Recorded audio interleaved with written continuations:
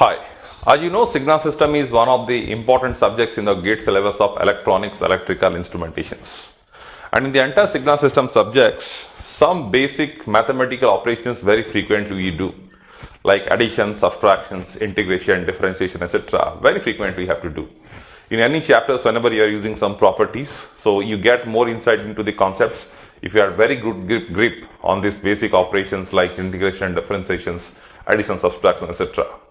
Addition subtractions are pretty straightforward, but integration differentiations are a bit tricky compared to the, like this addition subtractions. So in this video, I'm going to tell you how to integrate the waveforms. Okay, so take down integration of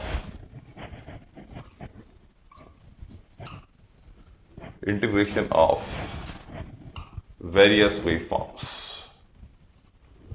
So how do you integrate it?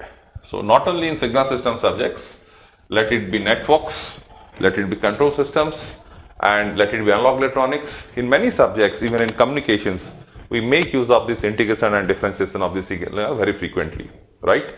So in the network theory, like some waveform will be given, let it be a voltage or current of a, inductor capacitor. They may ask, if the voltage is given, they may ask you currents or vice versa. So in that case, either you have to do differentiations or integrations, right? And in GATE exam, very frequently question is to come from this model, right? So let's have an understanding how to integrate waveforms. Generally, if I will say that signal y is integration of x, okay? So suppose somebody say signal y of t is integration of signal x of t. Okay, so this mathematical statement what I have written, so this can be written in form of equations by this one: y of t is equals to integration of x of tau d tau, and this is the limit is from minus infinity to t. So if somebody says signal yt is integration of signal x of t, then it is mathematical equivalent to y of t is equals to integration of x of tau with respect to d tau in this interval minus infinity to t, right? So this is actually called a running integral. So wherever this limit is nice to we call it is running integral. So let's not go into that. So if this is what this statement is, it is corresponding equations. Before I tell you some examples, now let me tell you more detail about these equations, right? Actually, you know very well what integration gives. In mathematics, in calculus, you have learnt integration gives the area under the curve, isn't it? So what it actually means, this equation says the amplitude of yt signal at t is nothing but area of xt signal under the interval minus b to t. For example, if I say what is y of t naught, suppose I know that y is integration of x and I am interested to know the amplitude of the signal, let's say at instant t naught. Then based on these equations, y of t naught is nothing but integration of minus infinity to t naught, and this is x of tau d tau. Actually what it's saying, so this is what, if I ask you to write this corresponding English statements, so what somebody can write is amplitude of yt at t equals to t naught is area of x of t in the interval what, from where to where, minus infinity to t naught, amplitude of yt at t equals to t naught is area of x of t in the interval minus between. This is what this equation says. So when I say amplitude of yt, to be very specific, this is the instantaneous amplitudes. So instantaneous amplitude of y of t at t naught is area of x of t in the interval minus to t naught. So I believe many of you might be knowing this, like very popularly we say integrations of impulse functions, we say this is equals to step functions. Integrations of step functions, we say this is ramp functions. Integrations of ramp functions, we say this is parabolic functions, and so on and so forth. So these are very standard statements you must have learnt in many courses. But let me show you actually with respect to these concepts how easy it is to understand and how can we make use of this effectively to handle some of the complicated questions. Okay.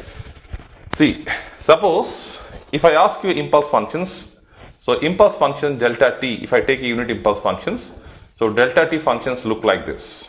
And I believe that you know by definition of impulse functions that this delta t having amplitude infinite at t equal to 0, but this one is representing the area under the curve. So this one is not amplitude please, this one is area, right?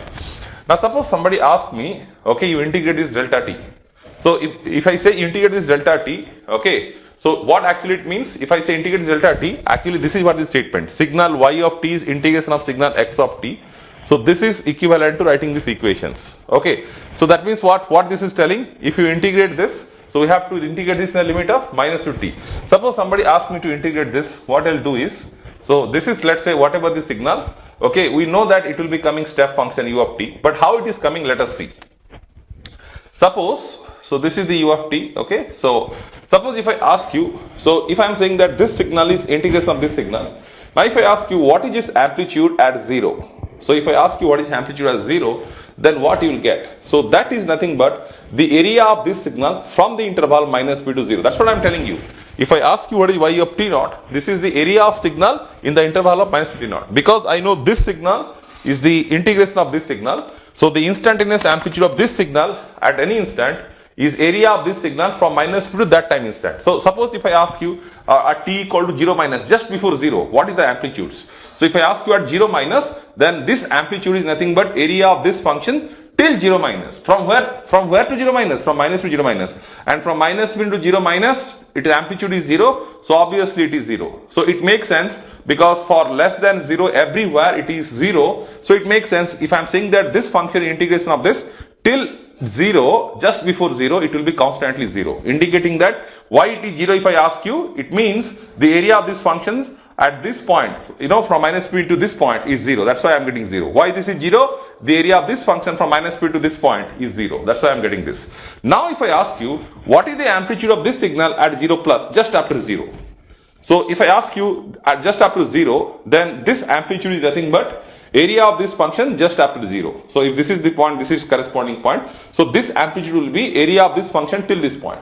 So if I ask you what is the area of this function till this point, the answer is obviously 1. So here what is the amplitude if I ask you? I will be getting a 1. Then if I ask you what is the amplitude here, then again if I am going toward this, again it will be 1. Because if I am moving further right and right, I am not going to get anything else because the signal amplitude is 0, you know, any instant time other than this 0. So even if, you know, once I cross this 0, even if I go 10, 20, 30, 100, 1 lakh, 2 lakhs, everywhere, wherever I go, I will be getting the amplitude is to be 1. Why I will be getting it 1? Because there is no other impulse or no other signal, it is constantly 0. So we will be getting the signal which is something like this, and this will be 1. And this is what nothing but the step functions. This is what nothing but the step functions. I hope this is clear, right? So once again I am telling you, before 0, this signal amplitude is 0. So if I take the area of this signal from minus b to just before 0, it is 0. That's why everywhere it is 0. Now once you cross 0, if I ask you what is the amplitude just after 0, then that is nothing but the area of this signal just after 0. So the total area of this signal from minus b to just after 0 is 1 because this is 1. So I got it 1. Now if I ask you what is the amplitude here, again it is the area of this signal till this point. So it is still 1. So even if I am going towards infinity, so this will be constantly flat only. This will be at 1. Why it is constantly flat or this is at 1? Because if I am moving towards more and more towards right, so I am not going to get any other area because the signal is 0 itself. So that's why forever this will be maintaining 1. So in that sense we can understand that the step function is integration of the impulse functions. And how to write this in a mathematical equation formats? So I can write this as integration of minus infinity to t delta tau d tau is nothing but equals to ut. So this is what is the exact mathematical representation of this signal.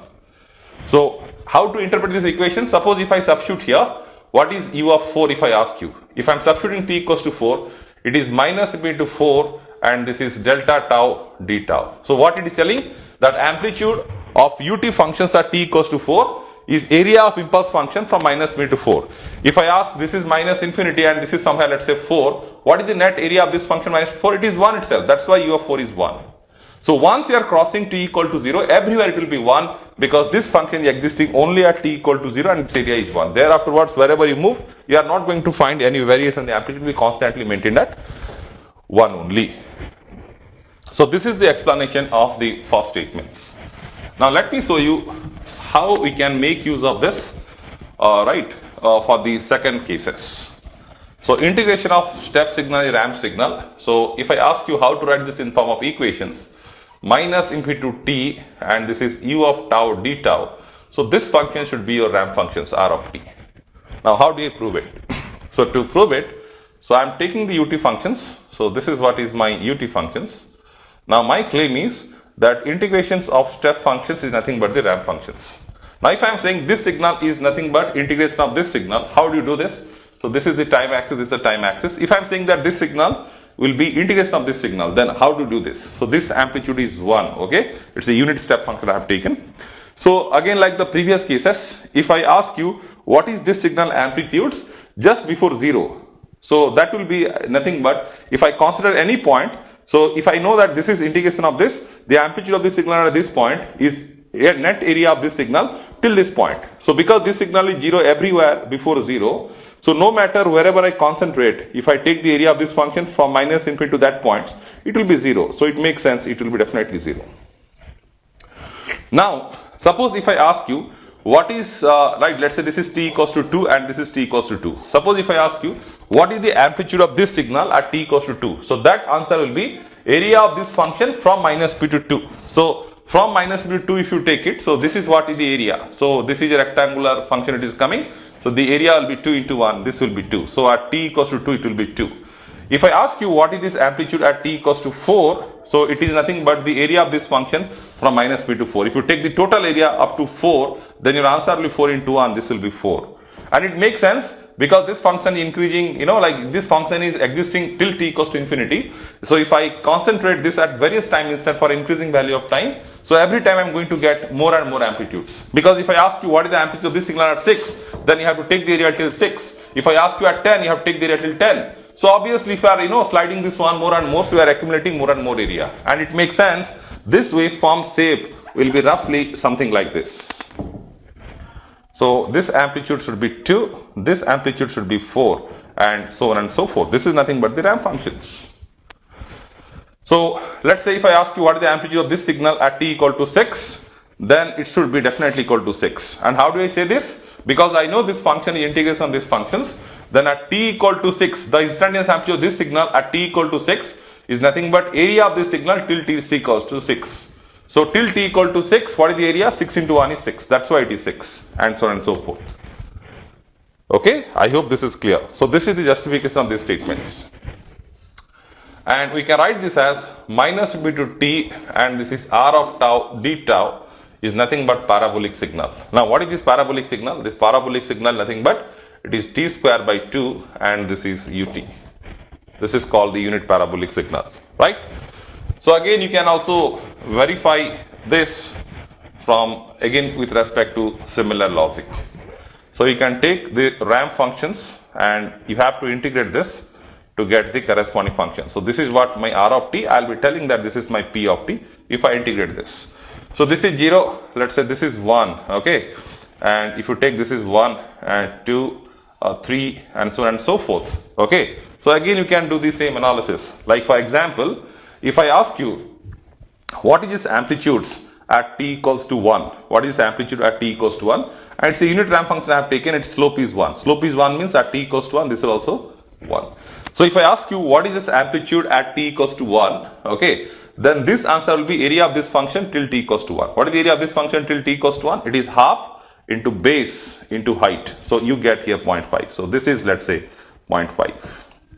Then if I ask you what is the amplitude of this signal t equals to 2, so that is nothing but the area of these functions till t equals to 2. So if you take till t equals to 2, so this is what the net area.